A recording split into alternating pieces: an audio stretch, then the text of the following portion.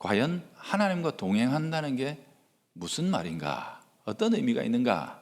첫째는 하나님의 뜻에 나를 맞추는 것이다 하는 겁니다.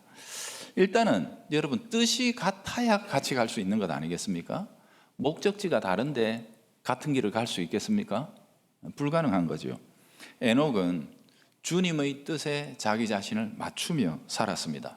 물론 그가 태어날 때부터 처음부터 그랬던 것은 아닙니다. 명확한 동기가 있었다고 그래요. 그게 21절, 22절에 나오죠. 그가 65세에 무두셀라라는 아들을 낳고 그때부터 하나님과 동행하는 삶이 시작됐다라고 했어요. 그러니까 65세 이전의 삶이 어땠는지에 대해서는 말하지는 않는데 동행했다라고 그렇게 말하지는 않는 거예요. 무두셀라라는 아들을 낳았던 그 시점쯤에 그에게 어떤 깊은 영적인 각성이 일어났던 게 틀림없지요. 그래서 이전과는 전혀 다른 삶, 하나님과 동행했다라고 인정할 수밖에 없는 300년의 첫걸음이 바로 그 타이밍에 시작이 됐더라 하는 것 아니겠습니까? 도대체 어떤 일이 일어났던 걸까? 정확하게 보고하고 있지는 않아도 본문 속에 힌트가 들어있기는 합니다. 그게 뭐냐 하면 무두셀라라는 그 아들의 이름입니다. 물론 이 말의 정확한 뜻은 지금까지도 논란이 있는 것은 사실이에요. 하지만 대체로 무두라는 말은 아들이라는 뜻이래요. 그 다음에 셀라라는 말은 무슨 창이라는 뜻입니다. 이게 합치면 뭐예요? 창의 아들, 창의 아들, 창을 던지는 자, 뭐 이렇게 표현하기도 합니다만 아이의 이름을 그렇게 지었다는 거죠. 이거 참 평범하지 않은 이름입니다. 이건 문화적인 모티브가 들어있는 이름인데요.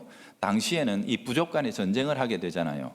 그러다 보면 결국에는 결판이 날 때쯤 되면은 한쪽이 거의 이제 지게 되는 그 상황에 마지막 창을 던진다는 겁니다. 우리는 이거면 끝이다 하고 그 창에다가 특별한 표식을 해서 그 창을 던지면 이제 전쟁은 끝나고 우리는 완전히 졌다는 거죠. 한쪽은 이기고 한쪽은 완전히 망하게 되는, 지게 되는 그런 표식을 하는 창이 있었는데 그 창이 바로 이 창이다라고 이렇게 이제 묘사를 한 겁니다.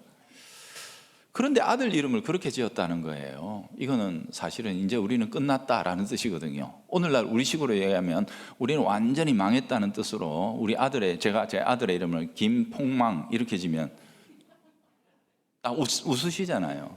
김멸망 이렇게 지면 아버지가 좀 이상한 거 아이가? 막 이렇게 생각할 거 아닙니까? 그죠? 표식이 되는 이름이 된 거죠. 그렇게 지었다는 거거든요.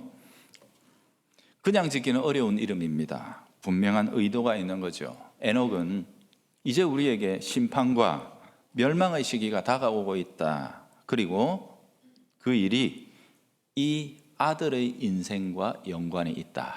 그래서 이 아들이 그 멸망의 표식이 될 것이다 라고 그렇게 암시하고 있는 겁니다. 무슨 뜻인가? 무두셀라라는 사람이 살았던 그 인생의 연수를 계산해 보면 분명해집니다.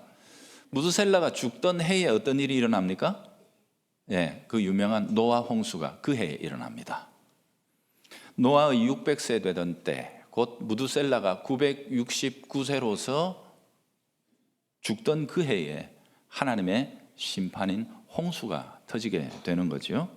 그러니 이름 그대로 무두셀라는 인류가 하나님을 향해 가지고 있던 마지막 창이었던 것입니다.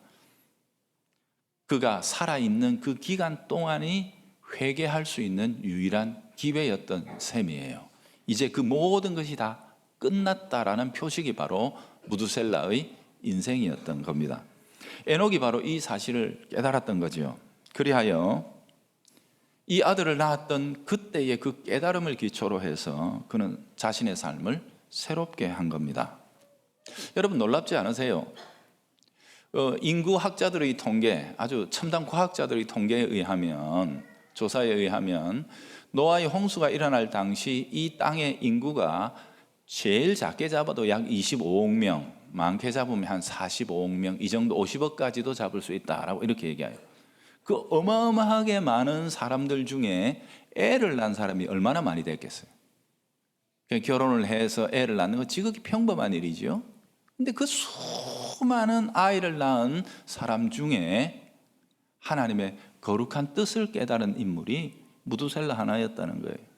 오늘 여기도 지금 많은 사람들이 주의 말씀을 듣습니다. 주님의 말씀을 듣는데 주님의 음성을 듣는 자는 지극히 적을 수 있다는 사실을 기억해야 하는 겁니다. 특별한 일이 아닙니다. 굉장히 평범한 사건 속에서 무두셀라는 하나님의 거룩한 뜻을 깨닫는 겁니다.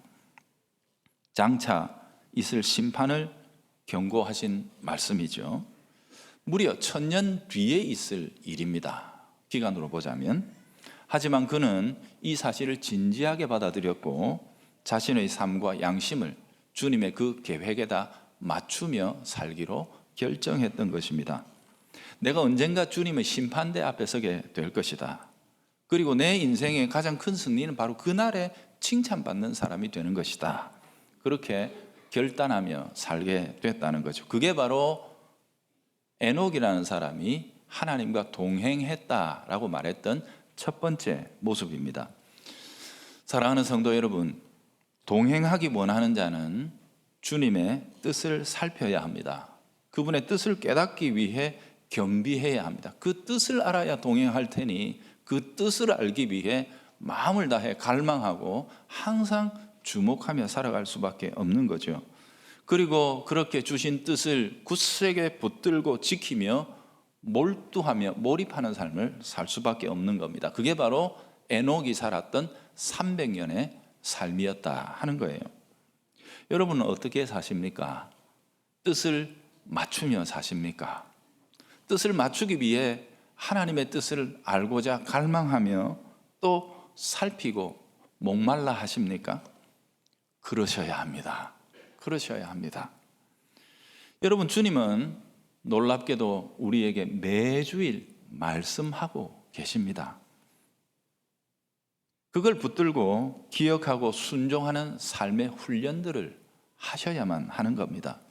에녹이 자녀를 낳았다. 이건 지극히 평범한 그 일 속에서 하나님의 뜻을 발견해냈던 것처럼 주일날 예배드리며 하나님의 말씀을 듣는다 하는 이 지극히 평범한 이 사건 속에서 하나님께서 우리에게 주시고자 하는 거룩한 삶의 비전과 뜻을 발견할 수 있어야 한다 하는 것입니다. 그렇게 되기 위해 우리는 몸부림치고 기도하며 준비해야 하는 겁니다. 에녹이 특별했던 점은 이겁니다. 너무도 평범한 일상 속에서 하나님의 뜻을 알아챌 수 있을 만큼의 소원과 갈망, 여러분 그것을 가지며 살아가십시오. 하나님의 뜻은 특별한 포장지에 담겨서 오는 게 아닙니다. 너무도 평범한 일상 속에서 우리에게 주어집니다. 거기에 순종하는 삶이 쌓이고 훈련하고 반복될 때 그게 바로 에녹이 살았던 300년의 아름다운 동행이 되는 것입니다. 자, 하나님과 동행하며 산다는 것의 두 번째 의미는 그렇게 주신 하나님의 뜻을 세상에 선포하며 사는 것이다 하는 겁니다. 에녹이라는 사람의 삶은 구약에 보면 별로 자세하게 안 나와요. 그냥 동행했다. 아들 낳고 그때부터 300년 동안 동행했다. 그렇게만 나오는데 도대체 그러면 그는 300년 동안 어떤 삶을 살았단 말입니까? 라고 물어보니까 그게 신약에 가니까 그 얘기가 나와요. 이게 유다서 14절에서 16절 말씀인데 제가 한번 읽어볼게요. 아담의 7대 손 에녹이 이 사람들에 대하여, 이 사람들은 당대의 사람들입니다. 하나님께 반역했던 사람들이죠. 예언하여 이르되 보라 주님께서 그 수많은 거룩한 자와 함께 임하셨나니 이는 무사람을 심판하사 모든 경건하지 않은 자가 경건하지 않게 행한 모든 경건하지 않은 일과 또 경건하지 않은 죄인들이 주를 거슬러 한 모든 완악한 말로 말미암아 그들을 정죄하려 하심이라 하였느니라. 이 사람들은, 그 당대의 사람들은 원망하는 자며 불만을 토하는 자며 그 정욕대로 행하는 자라. 그 입으로는 자랑하는 말을 하며 이익을 위하여 아첨하느니라 라고 이렇게 딱 우리 시대 사람들 살아가는 모습하고 거의 똑같지 않습니까? 여러분 이 속에 보면 에녹이 무엇을 깨달았는지가 분명하게 나옵니다. 하나님은 경건하지 않는 자들의 삶과 그 입술의 말을 심판하신다. 이걸 깨달았다는 거예요. 아들의 이름을 무드셀라라고 특이하게 지었던 이유는 주님의 심판이 멀지 않았기 때문이었습니다. 유다서에 의하면 에녹은 자신이 먼저 그 심판의 경고 앞에서 겸비하며 거룩하게 살았을 뿐만 아니라 어그러진 세상을 향해 그 메시지를 담대하게 선포했다라고 나오죠. 주님 앞에 서게 될 날을 준비하며 경건하게 살아야 한다는 사실을 그 세대의 사람들에게 촉구한 거예요. 삶의 포커스를 현세에서 내세로, 육적인 것에서 영적인 것으로 바꾸어라 라고 이렇게 요구했던 것입니다. 절제 없이 말하고 육신의 정욕대로 살아가는 삶이 잠깐은 편안하고 즐겁고 그게 마치 자유인 것처럼 느껴진다 할지라도 그 끝자락에는 우리의 모든 삶을 살피시는 하나님의 심판이 있다는 사실을 기억하도록 촉구한 거예요. 그의 메시지 속에는 경건이라는 단어가 무려 4번이나 나오지 않습니까? 이 경건이라는 말의 의미가 뭐냐? 하나님의 임재 앞에, 그분의 눈 앞에서 사는 마음의 태도, 삶의 태도를 경건이라 이렇게 이야기합니다. 우리 고신교단의 모토가 뭐죠? 코람데요. 그 뜻이 뭐예요? 하나님 앞에서, 그겁니다. 하나님 앞에서 내가 오늘을 사는 거예요. 지금 여기 이 일을, 그리고 그 일을 행하는 내 영혼까지도 하나님께서 불꽃 같은 눈으로 살피시니 내 모든 것은 그분 앞에 벌거벗은 것처럼 드러날 수밖에 없다는 사실을 인식하면서 살아가는 삶, 그게 바로 경건이라는 겁니다. 요한계시록 22장 11절에 있어서는 마지막 때를 살아가는 사람들에게 이렇게 경계하고 있죠. 마지막 때를 살아가면 사람들은 분명하게 이렇게 갈라진다는 거예요. 불의를 행하는 자는 그대로 불의를 하고, 더러운 자는 그대로 더럽고, 의로운 자는 그대로 의를 행하고, 거룩한 자는 그대로 거룩되게 하라. 마지막에는 그 거센 흐름이 바꿀 수 없을 만큼 그대로 흘러간다는 거예요. 여러분 보세요. 성경 모든 곳에서 이제 주님 다시 오시는 최후의 심판의 날을 이야기할 때 반드시 비교 대상이 되는 과거의 사건이 어디입니까? 노아의 날과 같을 것이다 라고 마지막 심판을 그렇게 예고하고 있습니다. 노아의 때는 노아가 그렇게 외치며 또 에녹이 그렇게 슬피 외치며 부르짖었어도 사람들은 듣지 않았습니다. 사람들이 만드는 그 반역의 물결이라는 게 걷잡을 수 없이, 멈출 수 없이 흘러갔던 시대, 그게 바로 에녹의 시대이며 노아의 시대였다 하는 거죠. 그러니 우리가 살아가고 있는 이 시대의 흐름도 보면 거의 유사하게 흘러가고 있다는 사실을 분별하셔야 합니다. 우리도 이 시대를 향해 에녹과 같은 말로 외쳐야 합니다. 그게 바로 하나님과 동행하는 두 번째 모습입니다. 노아는 300년을 그렇게 살았대요. 홍수 심판은 끝날에 임할 영원한 심판의 잠깐의 맛배기일 뿐이지요. 우리는 더 크고 영원한 마지막 심판을 경고받았습니다. 우리는 애를 낳은 것도 아닌데 주님께서 그 말씀으로 우리에게 이미 계시의 말씀, 경고를 주셨어요. 주님 다시 오시는 그 마지막 심판이 있다는 것을 우리에게 가르쳐 주셨는데 우리도 이 사실을 지금 알지 못한 채 어둠과 자기 육체의 욕구와 세상의 문화에 탐닉하며 살아가고 있는, 멸망을 향해 돌진하는 욕망이라는 이름의 전차를 탄 이 세상의 사람들을 향해 우리도 동일한 메시지로 선포해야 할 겁니다. 사람들은 주님의 심판을 가볍게 여깁니다. 우습게 여깁니다. 심지어 신자와 교회도 별반 다르지 않은 것 같습니다. 하나님을 별로 겁내질 않는 것 같아요. 말로는 영원한 세계를 꿈꾼다 그러고 그것이 참으로 나의 유일한 소망이라고 하고 이 세상은 나그네일 뿐이요 잠시 지나갈 뿐입니다 라고 하지만 너무 많은 것들, 실제적인 것에 있어서는 땅의 것을 탐닉하며 땅의 것에 매여서 살아가지 않습니까?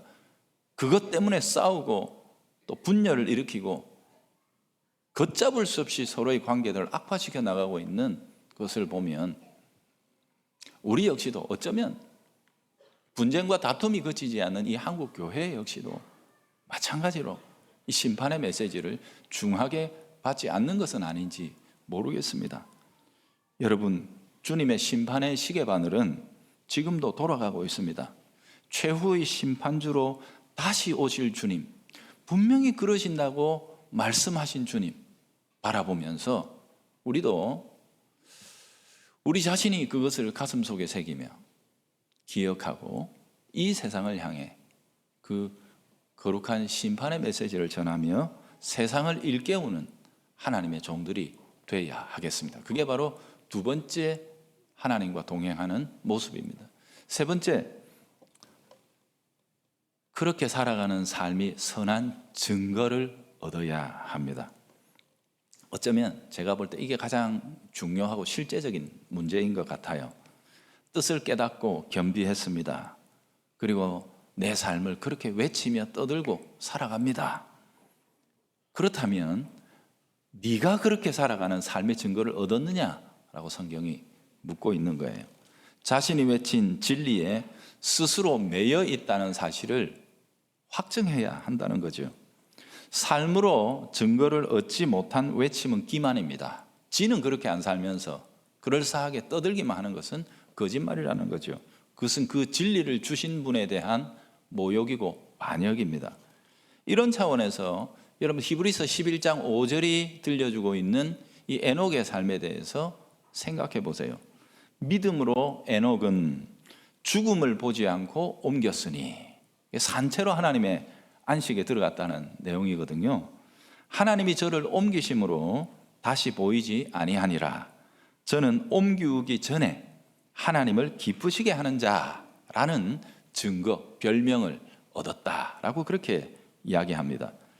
에녹은 증거를 받았다라고 성경이 이야기합니다. 이 말은 그가 이 어두운 시대에 싫어 그러면서 혼자 산에 올라가서 나만이라도 잘 살아야지 하면서 세상과는 완전히 절연하고 독야청청하며 살아갔던 사람이 아니라는 뜻이죠. 여러분, 그것은 도교적이고 불교적인 거룩이지 기독교적인 거룩은 아닙니다. 기독교적인 거룩은 세상 속으로, 너희는 세상의 빛이다, 너희는 세상의 소금이다, 너희들이 기능하고 너희들이 활동해야 하는 곳은 세상 속이다. 주께서는 그렇게 말씀하셨죠. 어그러지고 거스르는 세대 가운데 들어가서 그는 하나님의 영광을 드러내며 살았다는 사실을 기억해야 하는 거죠. 무려 300년을 그렇게 살았다는 거예요. 에녹은 그 시대의 사람들에게 증거를 얻었습니다. 그의 삶을 지켜본 사람들은 어쨌거나 간에 우리는 안 믿을 기다, 우리는 니같이 안 산다, 그러나 어쨌든 니같이 살면 네가 하나님이라고 말하는 그분은 참 좋아하겠다, 이 소리를 들었다는 겁니다. 어쨌거나 내가 네 말은 못 받아들이겠는데 네 사는 거 보면 네가 하나님이면 네 참 좋아하겠다, 하나님을 기쁘시게 하는 자, 네가 하나님 네 참 좋아할 수밖에 없겠다, 이 증거를 그는 세상 사람들에게 얻었다는 뜻입니다. 여러분, 그들이 누굽니까? 악하고 완악하며 패역하기 짝이 없는 사람들, 하나님을 멸시하기 이를 데 없는 그 사람들이 어쨌거나 니는 참 너가 하나님 니 좋아하겠다, 이 얘기를 했다는 겁니다. 여러분, 그 사람들의 증거라는 게 이게 존경심을 가지고 와 대단해요, 존경해요 이러면서 했겠습니까? 아닙니다. 아닙니다. 니같이 살아가지고 그게 무슨 재미있는 인생이냐, 야 그렇게 살 바에야 차라리 뭐 이렇게 하면서 거의 반쯤 조롱이 섞인, 모욕이 섞인 그런 말입니다. 인생 얼마나 된다고 그렇게 사냐? 세상이 우리들에게 하는 말 아닙니까? 그죠? 그런 식의 말을 에녹도 들었던 겁니다. 좀 좋게 이야기해 준다고 해도 여러분, 베드로전서 3장 15절에도 그 시대의 사람 기독교인들이 이런 얘기를 들었다고 그러죠. 너희 속에 있는 소망에 관한 이유, 네 속에 무슨 소망이 있길래 그렇게 사노? 야, 예수 믿는다고 그렇게 모질게 고난당하고 재산도 뺏기고 세상에서 그렇게 고통을 당하는데 그 예수 뭐하러 붙들고 사노? 예수가 있으면 너가 도와주나? 이렇게 하면서 우리에게 네 소망이 뭐고? 라고 묻는 이 세상에 대해서 베드로는 신자들에게 이야기합니다. 그들에게 대답할 것을 항상 준비하고 있어라. 그런데 그거 싸우듯이 하지 말고 온유와 두려운 마음 가운데서 행하라 라고 이렇게 들려준 거죠. 여러분, 세상이 보기에 이상한 겁니다. 궁금해야 합니다. 너희들은 왜 그렇게 사는데? 왜 우리랑 다르게 사는데? 같은 시대를 사는데 같은 문제를 겪는데 왜 너희들은 다르게 해석하고 이해하고 반응하는데? 이걸 물어야지. 니나 내나 니도 고민하는 거 내하고 똑같고 니도 해결하는 방식 니나 내나 똑같은데 내가 왜 교회를 가야 되는데? 이렇게 얘기하면 이거는 우리에게 이 믿음을 주신 하나님을 부끄럽게 하는 것 아니겠습니까? 어떤 그런 의미에서 에녹은 확실하게 구별되는 삶을 살았다는 겁니다. 세상과는 정말로 다른 특성, 그 맛을 드러냈다는 거죠. 아까 말씀드린 대로 마태복음 5장에 주께서 말씀하신 너희는 세상의 빛이다. 너희가 없으면 세상은 어둡다. 어두운 세상 가운데 그게 당연한 줄 알고 살다가 사람들이 너희를 보고 번쩍 이건 뭐야? 이게 돼야 된다는 겁니다. 그런 줄 밍밍하게 사는 줄 알았는데 너희가 소금이니까 너희가 있는 바람에 뭔가 짠맛이 딱 느껴지는 거예요. 맛이 딱 느껴져. 이 맛이 뭐야? 너는 왜 그렇게 사는데? 라고 물어볼 수 있는 사람이 되라는 것. 그게 주님의 뜻입니다. 너희 빛이 사람 앞에 비치게 하여 저희로 너희 착한 행실을 보고, 빛은 착한 행실인데 이때 착한 행실은 뭐 새마을운동 열심히 하고 이런 게 아니라 했죠. 뭐예요? 하나님 뜻에 순종하는 삶입니다. 뜻에 순종하는 삶이죠. 우리가 착한 일 많이 하면 세상이 다 합니다. 그거 좋은 일이지. 물어볼 게 없어요. 그래 살아야지. 이렇게 하지만 우리가 주님 뜻에 순종해야 세상이 궁금한 겁니다. 왜? 자기들은 모르는 거거든. 그렇지 않습니까? 매듭을 지읍시다. 이 땅에서 우리의 삶의 과제는 뭡니까? 세상으로부터 증거를 얻는 일입니다. 조롱이든 멸시든 칭찬이든 상관없습니다. 우리는 어쨌든 세상을 궁금하게 만드는 사람이 되어야 합니다. 야, 내 예수생이 많이 봤는데 니는 좀 다르다. 니는 진짜인 것 같다. 야, 너 그 교회는 다르다. 이 말을 들어야 합니다. 내가 하나님이라도 어쨌건 간에 내가 하나님이라도 너거 보면 좋아하기는 하겠다. 이 말을 듣는 사람들이 되어야 됩니다. 우리 사랑하는 성도 여러분, 새로운 50년이 우리에게 놓여져 있습니까? 주님과 동행하기를 원하십니까? 아멘이시죠? 네, 동행하기 원합니다. 그러면 제일 먼저 주님의 뜻을 깨닫기 위해 분투해야 합니다. 주님의 뜻이 뭡니까? 뭐 산에 가서 나무 뿌리 뽑고 하는 특별한 이벤트가 필요한 게 아니라 에녹이 아이를 낳는 너무도 평범한 사건 속에 깨달았던 것처럼 매주일 우리에게 주시는 말씀, 아니면 매일 우리의 살아가는 이 일상 속에서 하나님의 뜻을 알게 해주십시오. 그리고 그 뜻을 알게 되면 그 뜻을 세상에 선포하며 살아가야 합니다. 그리고 내가 선포한 그대로 내가 앞서 살아간다는 증거를 얻어야 합니다. 그게 바로 에녹이 우리에게 보여주고 있는 하나님과 동행하는 삶의 모범입니다. 하나님은 우리 각자를 향해서 뜻을 품고 계십니다. 우리가 아무리 작아도, 우리가 아무리 초라하고, 우리가 아무리 낮은 처지에 있다 할지라도 하나님의 뜻이 없는 신자는 존재하지 않습니다. 하나님 우리 각자에게 반드시 당신의 뜻을 품고 계십니다. 그걸 찾아야 합니다. 오늘 이 자리에서 하나님 나를 세우신 그곳에서 내가 하는 그 일들을 통해서 우리가 이 세상에 거대한 물음표를 던질 수 있는 하나님의 일꾼들이 되어야 합니다. 하나님과 동행하는 사람. 그래서 하나님이 참 기쁘다. 정말로 내가 기쁘다. 그래서 에녹은 하나님이 죽음을 보지 않고 안식으로 들고 가셨는데, 물론 이제 주님 오시니까 그런 일은 없겠지만, 야, 미포교회 내가 볼수록 좋아가지고 요건 천당에 그대로 딱 떠가지고 갔으면 좋겠다. 이렇게 말할 수 있는 우리 교회 새로운 50년 그 일에 함께 동행하고 동역하는 우리 모든 교우들이 되시기를 주님의 이름으로 부탁드립니다.